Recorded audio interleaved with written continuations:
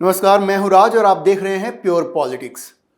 खबर यह है कि पश्चिम बंगाल की मुख्यमंत्री और तृणमूल कांग्रेस की मुखिया ममता बनर्जी इस बात से बेहद नाराज हैं कि राहुल गांधी बहुत ज्यादा चालाक बन रहे हैं। क्यों? क्योंकि राहुल गांधी भारतीय जनता पार्टी के विजय रथ को रोकने का सारा श्रेय खुद ले रहे हैं और इंडी गठबंधन के दूसरे घटक दलों को उनके हिस्से का श्रेय नहीं दे रहे हैं।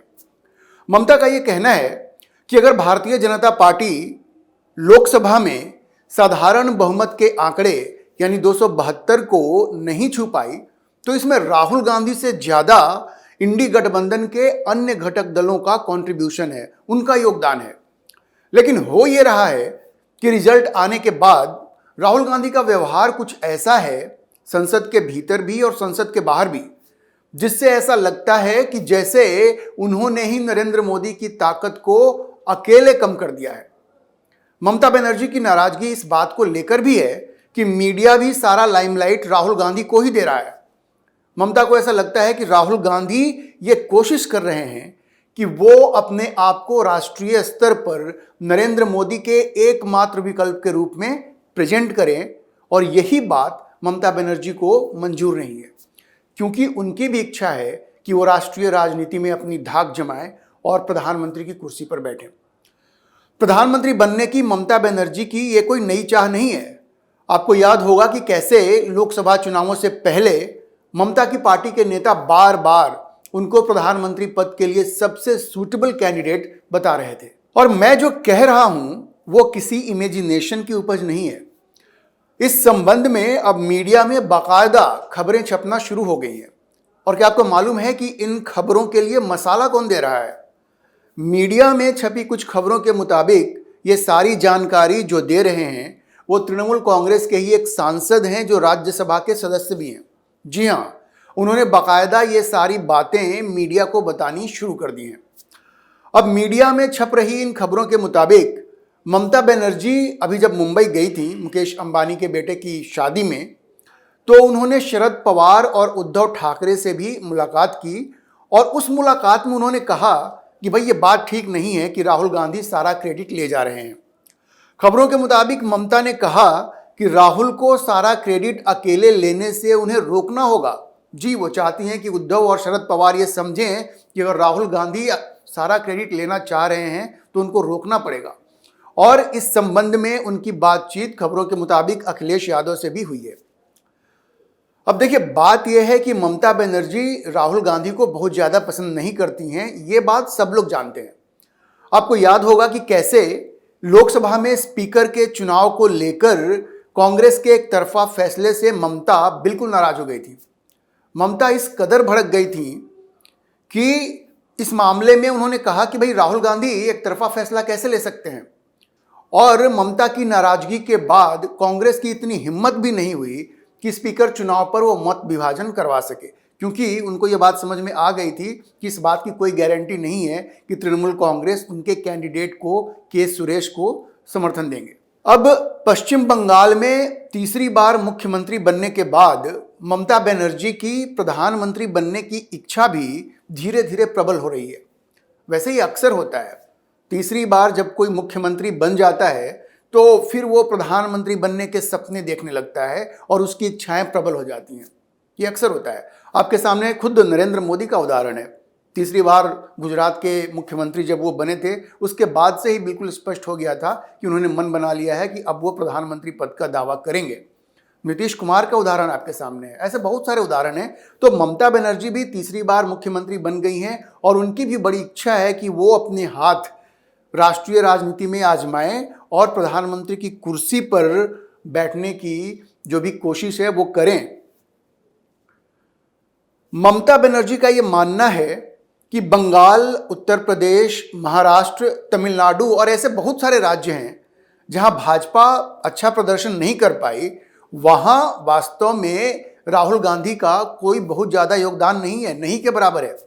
तो ममता का यह मानना है कि भाई ये राहुल गांधी को इतना ज्यादा जो श्रेय मिल रहा है या वो जो श्रेय ले रहे हैं उसकी वजह क्या है?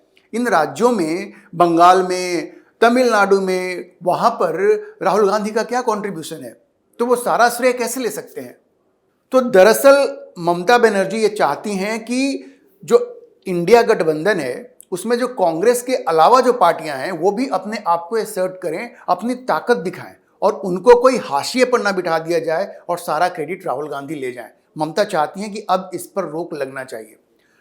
अब जो खबरें मीडिया में आ रही हैं उसके मुताबिक इस मामले पर ममता बनर्जी की बातचीत डीएमके की जो सांसद हैं कनिमोझी उनसे उनकी बातचीत हो चुकी है और उनका प्लान ये भी है कि वो एमके स्टालिन जो वहाँ के मुख्यमंत्री है उनसे भी इस संबंध में बात करेंगे। और स्टालिन ही नहीं, जो खबरें आ रही हैं उसके हिसाब से वो इंडिया गठबंधन के दूसरे सारे घटक दलों के साथ इस मुद्दे पर बात करना चाहती हैं और वो चाहती हैं कि सब लोग मिल करके कांग्रेस को ये समझाएं, राहुल गांधी को ये समझाएं कि भाई आप अकेले सारा क्रेडिट मत ले जाइए, वरना ये गठबंधन के स्वास्थ्य के लिए अच्छा नहीं होगा।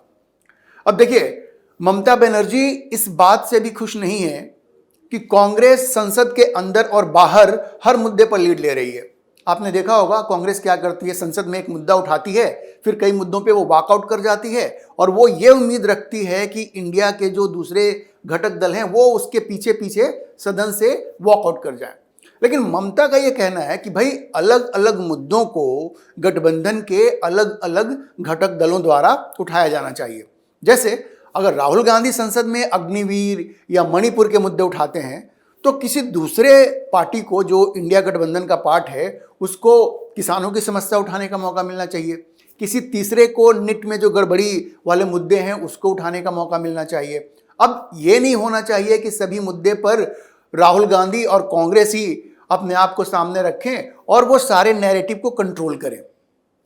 ममता का ये कहना है कि एक पार्टी को सारा क्रेडिट और सारा लाइमलाइट नहीं मिलना चाहिए, क्योंकि ये जो भारतीय जनता पार्टी की गाड़ी रुकी है ये अकेले कांग्रेस ने नहीं रोकी है, इसमें दूसरे दलों का बहुत बड़ा कंट्रीब्यूशन है। एक्चुअली उनका ये कहना है कि कांग्रेस से ज़्यादा वो जो इंडिया गठबंधन के जो दूसरे दल हैं उनका कंट्रीब्यूशन है।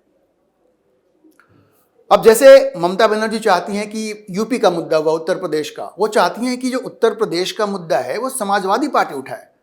अब जैसे राहुल गांधी हाथरस चले गए, पीड़ित परिवारों से मिले, अब उन्होंने उसको मुद्दा बना दिया, जबकि ममता का यह मानना है कि भाई इस मुद्दे को अखिलेश यादव को उठाने देना चाहिए था। अब राहुल गांधी, क्योंकि ममता का कहना है कि उत्तर प्रदेश में जो मुख्य रूप से जो मुख्य घटक है इंडिया का वो तो समाजवादी पार्टी है, अखिलेश यादव है, तो राहुल गांधी को उत्तर प्रदेश से जुड़ा हुआ हर मुद्दा नहीं उठाना चाहिए, क्योंकि वो वहां पर एक जूनियर पार्टनर है, वो सीनियर पार्टनर नहीं, और जो सीनियर पार्टनर है उसको मुद्दों को उठाने की छूट मिलनी चाहिए। अब इसी तरह से ममता ये चाहती हैं कि जो दक्षिण के मुद्दे हैं वो डीएमके उठाए, बंगाल के मुद्दे हैं वो तृणमूल उठाए, उस पर कांग्रेस को लीड नहीं लेनी चाहिए। मतलब उत्तर प्रदेश का हुआ तो समाजवादी पार्टी उठाए, दक्षिण का है तो डीएमके उठाए और बंगाल का है तो तृणमूल उठाए। इस तरह से अलग अलग घटक दल अलग अलग मुद्दों को उठाए, ये ममता बनर्जी का कहना है। दूसरे, ममता बनर्जी जैसा कि मैंने आपको कहा कि वो ये नहीं चाहती कि पार्लियामेंट में सारा लाइमलाइट कांग्रेस को मिले और कांग्रेस ही सारे मामले में लीड ले, वॉकआउट करे और बाकी पार्टियां उनको फॉलो करें। वो ऑलरेडी ये कह चुकी हैं कि अलग अलग पार्टियों को अलग अलग मुद्दों पर लीड करने का मौका मिलना चाहिए, दूसरी पार्टियां वॉकआउट करें और कांग्रेस उनको फॉलो करे। अब मजे की बात यह है कि ममता को ऐसा लगता है कि राहुल गांधी को हद से ज्यादा अटेंशन मिल रहा है और उसकी वजह से उनके जो भतीजे हैं अभिषेक बनर्जी, उनको मीडिया का लाइमलाइट नहीं मिल रहा है। जी, अभिषेक बनर्जी जो उनके भतीजे हैं, उनका मानना है कि अभिषेक जो डायमंड हार्बर से लोकसभा सांसद हैं वो राहुल गांधी से अधिक कैपेबल हैं, वो ज़्यादा सक्षम हैं, ज़्यादा चतुर भी हैं, ज़्यादा क्लेवर भी हैं, ज़्यादा इफिशिएंट भी हैं, और उनको जितना अटेंशन मिलना चाहिए वो नहीं मिल रहा है क्योंकि सारा अटेंशन राहुल गांधी ले जा रहे हैं।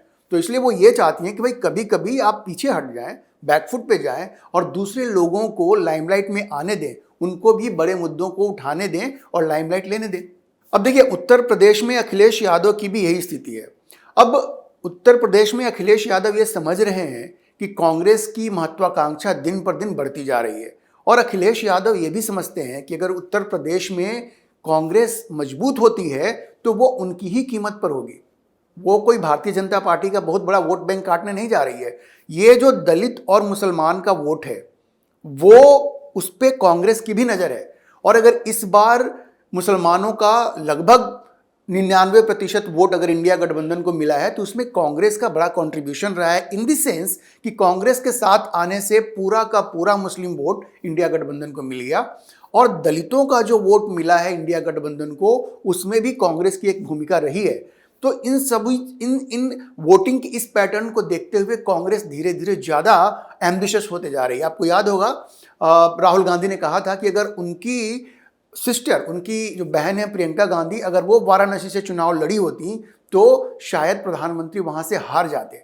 तो जब वो ऐसी बात करते हैं तो वो शायद भूल जाते हैं कि ये बातें कहीं ना कहीं समाजवादी पार्टी को अखरेंगी। उनको लगेगा कि भाई ये तो जूनियर से सीनियर पार्टनर के रोल में आना चाह रहे हैं। अब यही हाल अयोध्या में है। फैजाबाद की जो सीट है वो समाजवादी पार्टी को मिली है, लेकिन राहुल गांधी जहां भी जाते हैं वहां कहते हैं कि हमने भाजपा को हरा दिया अयोध्या में। अब एक तो अयोध्या विधानसभा से वैसे भारतीय जनता पार्टी को लीड मिली है, लेकिन अयोध्या जिस फैजाबाद कॉन्स्टिट्यूएंसी में आती है वहां से समाजवादी पार्टी जीती है। लेकिन राहुल गांधी जहां भी जाते हैं ऐसे बात करते हैं जैसे कांग्रेस ने फैजाबाद की सीट जीती हो, जबकि ऐसा नहीं है। तो आप ये कह सकते हैं कि इंडी गठबंधन का जो आंतरिक गतिरोध है वो अब खुलकर सामने आ रहा है, और उसकी वजह यह है कि ममता बनर्जी भी धीरे धीरे ज़्यादा एम्बिशियस होती जा रही हैं और उनकी महत्वाकांक्षा बढ़ती जा रही है। ऐसा नहीं है कि ममता बनर्जी अकेली ऐसी नेता हैं जो ये नहीं चाहती कि राहुल गांधी को सारा क्रेडिट मिले, लेकिन अब वो खुल करके सामने आ रही हैं। उनके लोग खुल करके मीडिया में ऐसी बातें, ऐसी खबरें पहुंचा रही हैं। अब मीडिया में जब खबर प्लांट करवाया जाए तो आप समझिए कि आपसी कोऑर्डिनेशन और कम्युनिकेशन ठीक नहीं है। इसका मतलब क्या है? इसका मतलब ये है कि इंडी गठबंधन में घमासान शुरू हो चुका है, कभी भी कुछ भी हो सकता है, और ये इंडी गठबंधन के भविष्य के लिए कोई अच्छे संकेत नहीं है। और राहुल गांधी भी ये समझ जाएं तो बेहतर होगा कि उनको सारा क्रेडिट खुद लेने की कोशिश नहीं करनी चाहिए और गठबंधन के दूसरे दलों को भी साथ लेकर के चलना चाहिए। आज के लिए इतना ही। अगर आपको ये वीडियो पसंद आया हो तो आप इसे लाइक करें, शेयर करें और चैनल को सब्सक्राइब करना ना भूलें।